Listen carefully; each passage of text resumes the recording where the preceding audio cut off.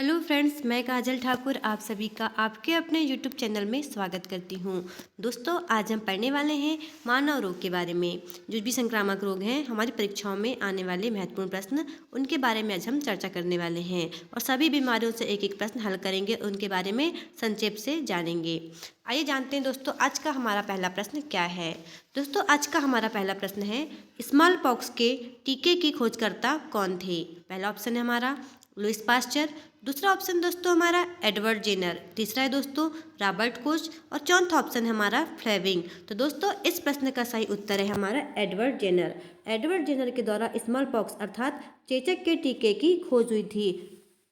दोस्तों, यह कैसा किसके द्वारा होता है यह स्मॉल पॉक्स। तो दोस्तों, यह विषाणु के द्वारा होता है और यह विषाणु कौन सा होता है, वेरिओला। कौन सा दोस्तों, वेरिओला। और इसमें क्या होता है दोस्तों, 3 से 4 दिन में हमारे पूरे शरीर में लाल दाने पड़ जाते हैं।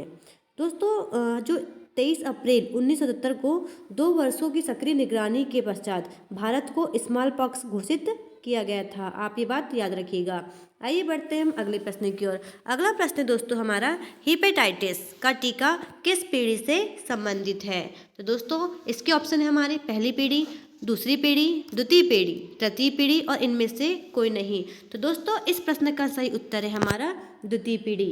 हेपेटाइटिस का जो टीका है यह द्वितीय पीढ़ी से संबंधित है। आइए जानते दोस्तों, हेपेटाइटिस क्या रोग है। दोस्तों, यह हमारे शरीर के यकृत को प्रभावित करता है। किसे दोस्तों, यकृत को। और चेचक दोस्तों जो स्मॉल पॉक्स है वह हमारे त्वचा को प्रभावित करता है और हेपेटाइटिस जो है यह हमारे यकृत को प्रभावित करता है। इसमें दोस्तों यकृत और अन्य अंगों के ऊतक जो कोशिकाएं होती है उनमें स्वेलिंग आ जाती है। क्या होती है, सूजन हो जाती है। इसलिए इसे यकृत शोथ के नाम से भी जानते हैं। हेपेटाइटिस का जो अन्य नाम है, अन्य नाम क्या हो जाएगा, हेपेटाइटिस का अन्य नाम हो जाएगा यकृत शोथ। और यह मुख्यतः 5 प्रकार का होता है। हमने हमारी पिछली कक्षाओं में इनके बारे में डिटेल से जाना है, उसके प्रश्न भी हल किए हैं। Hepatitis A, hepatitis B, hepatitis C, D, E, ये इसके 5 प्रकार होते हैं। जिसमें से हमने बताया था हेपेटाइटिस जो सी है सबसे हानिकारक रोग है जिसका कोई भी उपचार नहीं है। और हेपेटाइटिस ए है दोस्तों, वह आरएनए के माध्यम से होता है, आरएनए वायरस से होता है। और हेपेटाइटिस बी जो है वह डीएनए के वायरस से होता है।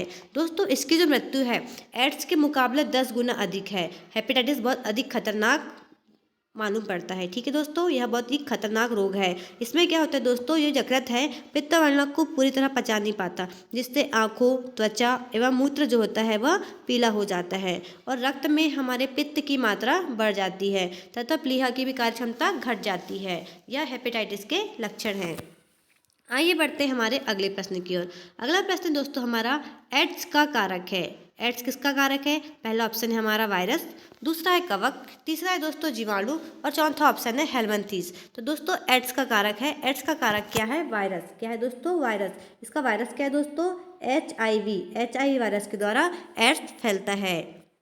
दोस्तों, HIV का पूरा नाम क्या होता है दोस्तों, ह्यूमन इम्यूनो वायरस। क्या है दोस्तों, HIV का पूरा नाम ह्यूमन इम्यूनो वायरस, यह इसका फुल फॉर्म है। दोस्तों, इसमें रोगी से असुरक्षित यौन संबंध, संक्रमित सुई, रक्तदान, इन सब चीज़ों से यह फैलने की बहुत ज़्यादा क्या होती है, मतलब जो एड्स के रोगी हैं वह इन्हीं माध्यमों से फैलते हैं। एक व्यक्ति से दूसरे व्यक्ति में संक्रमित हो सकते हैं। किस माध्यम से, यौन संबंध के माध्यम से, संक्रमित सुई के माध्यम से और रक्तदान से। दोस्तों, इसमें हमारा जो शरीर है, प्रतिरक्षा तंत्र जो है हमारे शरीर का वह कमज़ोर होता है। इसमें सिर दर्द, बुखार, मुंह तथा जननांगों में घाव बन जाते हैं। इसका कोई एकमात्र जो बचाव है दोस्तों वही इसका उपचार है। यदि व्यक्ति अधिक मात्रा में स्वयं का बचाव करते सभी चीज़ों को ध्यान रखते हुए करेगा, सभी चीज़ों पर ध्यान रखेगा, तो क्या होगा, उसे एड्स नहीं होगा। आइए बढ़ते हैं अगले प्रश्न की ओर।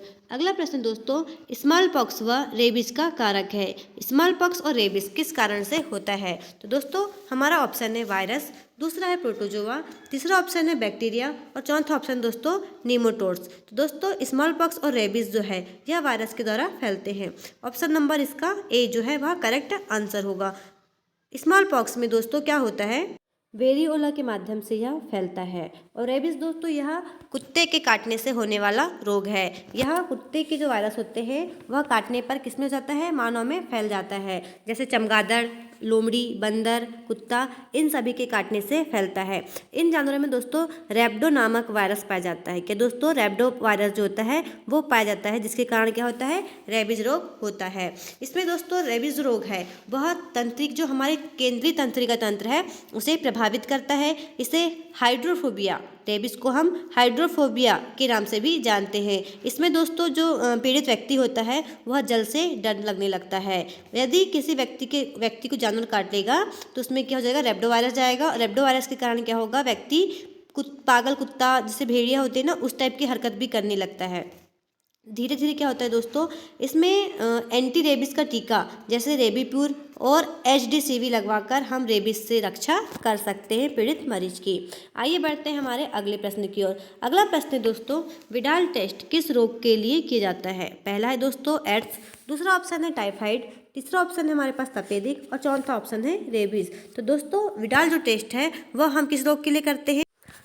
दोस्तों विडाल टेस्ट टाइफाइड के लिए किया जाता है। किसके लिए दोस्तों? टाइफाइड रोग के लिए विडाल टेस्ट किया जाता है। टाइफाइड क्या है दोस्तों? टाइफाइड में यह रोग साल्मोनेला टाइफोसा नामक बैसिलस परिवार के जीवाणु के द्वारा होता है। दोस्तों इसके अन्य नाम क्या क्या हैं? इसे हम आंत ज्वर, मोती झरा या मियादी बुखार के भी नाम से जानते हैं। दोस्तों इसमें क्या होता है, जो बहुत ज़्यादा टाइफाइड हो जाता है तो आंत में अल्सर हो जाता है, जिसके कारण रोगी की मृत्यु भी हो सकती है। इसके उपचार के लिए दोस्तों क्लोरोमाइटिसिन प्रतिजैविक का प्रयोग करना चाहिए और रोगी को स्वच्छ वातावरण में रखना चाहिए। आइए बढ़ते हैं अगले प्रश्न की ओर। अगला प्रश्न दोस्तों हमारा विषाणु जनित नेत्र रोग है। पहला है ग्लूकोमा, दूसरा है जीरोथेल्मिया, तीसरा है ट्रेकोमा, चौथा है दोस्तों प्रोटेनोपिया। तो दोस्तों विषाणु जनित जो नेत्र रोग है वह क्या है? ट्रेकोमा। ट्रेकोमा जो है यह इसका सही उत्तर है। आइए बढ़ते हैं हमारे अगले प्रश्न की ओर। अगला प्रश्न दोस्तों पहला है सरकोमा एक तरह का कैंसर है। पहला है उपकला ऊतकों का, दूसरा ऑप्शन है मेजोडर्मल ऊतकों का, तीसरा ऑप्शन है रक्त का और चौथा है दोस्तों एंडोडर्मल ऊतकों का। तो दोस्तों इस प्रश्न का सही उत्तर है दोस्तों हमारा मेजोडर्मल ऊतकों का। कौन सा है दोस्तों? मेजोडर्मल ऊतकों का। सरकोमा एक तरह का कैंसर है जो मेजोडर्मल ऊतकों के द्वारा फैलता है। कहाँ फैलता है? मेजोडर्मल ऊतकों में। नेक्स्ट क्वेश्चन है हमारा दोस्तों एड्स वायरस में होता है। एड्स वायरस में कौन सा वायरस होता है? पहला है एकल सूत्री DNA, दूसरा है द्विसूत्री DNA, तीसरा ऑप्शन है हमारे पास में एकल सूत्री RNA और चौथा ऑप्शन है द्विसूत्री RNA। तो दोस्तों एड्स में जो वायरस होता है वह होता है एकल सूत्री RNA। कौन सा होता है दोस्तों? एकल सूत्री RNA जो है वह एड्स वायरस में होता है। नेक्स्ट क्वेश्चन दोस्तों हमारा रक्त कैंसर है। रक्त कैंसर कौन सा है? पहला ऑप्शन है ल्यूकेमिया, दूसरा ऑप्शन है थ्रोम्बोसिस, तीसरा है दोस्तों हीमोफीलिया और चौथा है हीमोलाइटिस। तो दोस्तों रक्त कैंसर हमारा ल्यूकेमिया है। कौन सा है दोस्तों?